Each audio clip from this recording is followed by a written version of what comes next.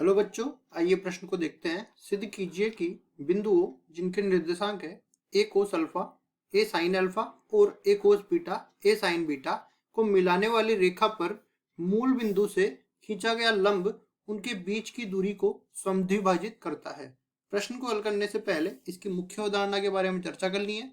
मुख्य अवधारणा मुख्य अवधारणा में देखो कुछ चीजें हम लोग बताने वाले हैं जो सवाल को सरल करने में आसान बना देगी। पहली चीज, मान लो ये अपने पास दो रेखाएं दे रखी है, इसको मैं L1 बोल देता हूँ, इसको मैं L2 बोल देता हूँ। इनके बीच का कोण जो है 90 डिग्री है, मतलब ये एक दूसरे के लंबवत है। अब जो रेखा L1 है उसकी ढाल मैं M1 मान लेता हूँ और L2 की ढाल मैं M2 मान लेता हूँ। ठीक है, तो अगर ये दोनों रेखाएं लंबवत है तो उनकी ढालों का जो गुणनफल है वो -1 के बराबर होता है। दूसरी चीज यहाँ पे ये ध्यान रखने योग्य है कि मान लो ए बिंदु है जिसके निर्देशांक अपनी तरफ से मान लेता हूँ x1 y1, और दूसरा बिंदु बी जिसके निर्देशांक x2 y2 मान लेते हैं। और ये मान लो एक रेखा पर स्थित दो बिंदु है। अब इस रेखा की मेरे को ढाल याद करनी है, मतलब कि एम ए बी मेरे को याद करना है। तो ये बराबर हो जाएगा y2 माइनस में y1 बटा में x2 माइनस x1। इस तरह से ढाल याद कर सकते हैं। अब त्रिकोणमिति के भी कुछ सूत्र याद होने जरूरी है। पहला सूत्र अपने पास इस तरह से आ जाता है, साइन ए प्लस बी गुणा में साइन ए माइनस बी। तो ये बराबर हो जाता है किसके, साइन स्क्वायर ए माइनस साइन स्क्वायर बी। मतलब दोनों ही साइन के पद आएंगे और साथ ही साथ जो धनात्मक है वो पहले आएगा साइन में। दूसरा सूत्र इसका इस तरह से हो जाता है, देखो जो बाईं तरफ वाला पक्ष है वो तो समान रहेगा, साइन ए प्लस बी गुणा में साइन ए माइनस बी। ये परिवर्तित हो जाएंगे सर्वसमीका लगा के, कौन से, sine square theta plus cos square theta वाली। तो इसमें b पहले आ जाएगा कोस के साथ और a बाद में आ जाएगा, मतलब कोस स्क्वायर b माइनस में कोस स्क्वायर a। अब देखिए सवाल को हम लोग हल करने वाले हैं, और देखो एक मध्य बिंदु का और सूत्र होता है वो भी हम लोग देख लेते हैं। जैसे मैं यहाँ पे ही बता देता हूँ, ये ए और बी के निर्देशांक ये हो गए, और सी बिंदु इसका मध्य बिंदु है, सी बिंदु के निर्देशांक एक्स वाई है। तो एक्स वाई में क्या संबंध होगा, x बराबर हो जाएगा x1 प्लस x2 बटा में 2, और इसी तरह y बराबर हो जाएगा y1 माइनस प्लस y2 बटा में 2। सी ए बी का मध्य बिंदु है।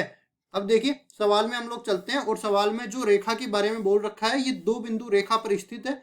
दोनों बिंदुओं को मैं पहले तो बना देता हूं। ये ए बिंदु है जिसके निर्देशांक है अपने पास ए कोस अल्फा, ए साइन अल्फा।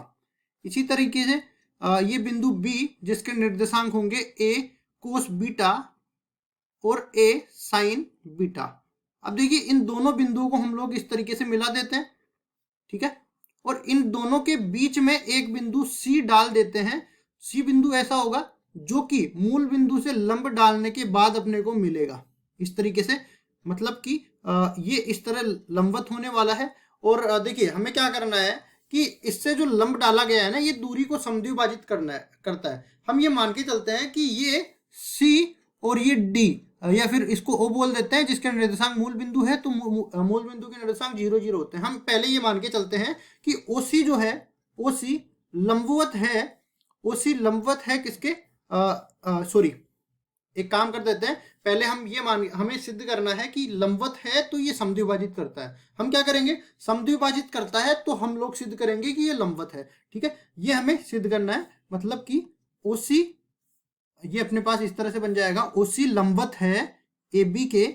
ये हमें सिद्ध करना है, सिद्ध करना है, और ये ढालों की मदद से हम लोग सिद्ध करेंगे। और इसके अलावा हम लोग ये मान के चलते हैं कि सी ए बी का मध्य बिंदु है, ए बी का मध्य बिंदु है।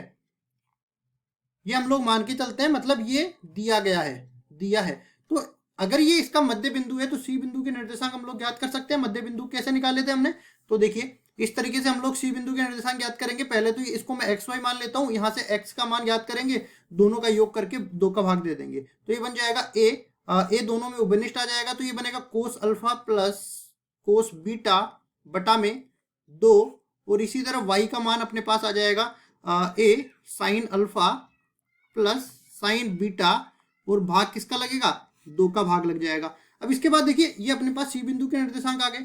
अब हम ए बी की ढाल और सी ओ की ढाल ज्ञात कर सकते हैं। सबसे पहले हम लोग ढाल ज्ञात करेंगे एम ए बी की, तो ये बराबर बन जाएगा इस तरीके से, देखो y2 माइनस में y1, मतलब कि a साइन बीटा माइनस में a साइन अल्फा, और इसमें भाग लग जाएगा किसका, a कोस बीटा माइनस में a कोस अल्फा का।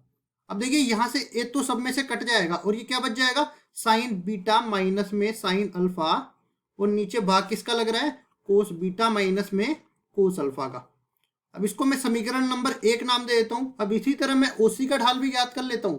तो देखिए ये क्या बनेगा, एम ओ सी, तो ये बन जाएगा एम ओ सी, सॉरी, ये बन जाएगा y माइनस 0 बटा में x माइनस 0।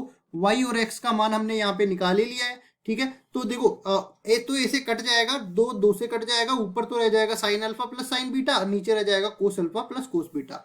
तो ये इस तरह से आ जाएगा sine beta plus sine alpha, और नीचे आ जाएगा अपने पास cos beta plus cos alpha. अब देखिए अगर मैं एम ए बी और गुणा में कर देता हूं एम ओ सी, अगर ये गुणा का मान मेरे पास -1 आ जाए तो मैं कहूंगा कि ये दोनों रेखाएं आपस में लंबवत है, ठीक है। तो देखिए यहां से मेरे पास दोनों को गुणा करूंगा, एम ए बी का मान है साइन बीटा माइनस में साइन अल्फा, और नीचे अपने पास है कोस बीटा माइनस में कोस अल्फा, ठीक है। ठीक इसी तरह एम ओ सी का मान ये हमने ऊपर निकाल ही दिया है, इसको मैं समीकरण नंबर 2 नाम दे देता हूं। ये अपने पास है sign beta plus sine alpha, और इसी तरह नीचे भाग लग रहा है किसका, कोस बीटा प्लस कोस अल्फा का, ठीक है जी। अब देखिए यहाँ पे एक सर्वसमीका लगने वाली है। क्या सर्वसमीका है, अगर हम लोग a प्लस बी और गुणा में a माइनस बी कर दे तो ये बराबर हो जाता है किसके, a की घात 2 माइनस में b की घात 2 के।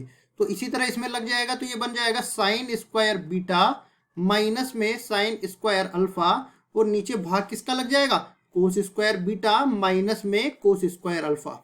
इस तरीके से ये बन जाएगा।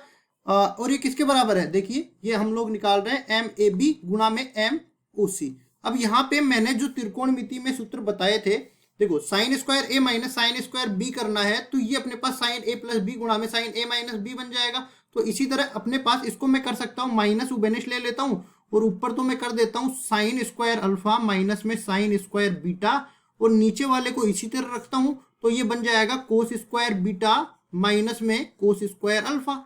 अब देखिए नीचे वाला और ऊपर वाला समान बन गए, इनको समान करके मैं क्या कर सकता हूं, देखो M O B M O C, ऋणात्मक चिन्ह तो बाहर है ही, ऊपर वाला तो बन जाएगा साइन अल्फा प्लस बीटा गुणा में साइन अल्फा माइनस बीटा, और नीचे वाला भी सेम इसी तरह बन जाएगा साइन अल्फा प्लस बीटा गुणा में साइन अल्फा माइनस का बीटा। अब देखिए ऊपर नीचे सब कुछ कट जाएगा, ये वाला पद इससे कट जाएगा, ये वाला पद इससे कट जाएगा, कुल मिला के ये -1 के बराबर आ जाएगा। इसका मतलब हम लोग कहेंगे कि ए बी रेखा जो है वो लंबवत हो गई ओसी रेखा के। और देखिए हमें यही सिद्ध करना था, जैसा कि हमने बताया था कि अगर ये मूल बिंदु से डाला गया लंब है तो ये इस रेखा को समद्विभाजित करता है। तो हमने क्या मान लिया, माना कि ये रेखा को समद्विभाजित करता है, तो ये मूल बिंदु से डाला गया इस पर एक लंब है, ठीक है। ये हमने सिद्ध जो मध्य बिंदु है ये तो हमने मान लिया था, और सिद्ध करना था इस पर लंब है कि नहीं, तो हमने सिद्ध करके बता दिया। ये हमारा उत्तर हो जाएगा। आशा करता हूँ ये सवाल आपको समझ में आया होगा। धन्यवाद।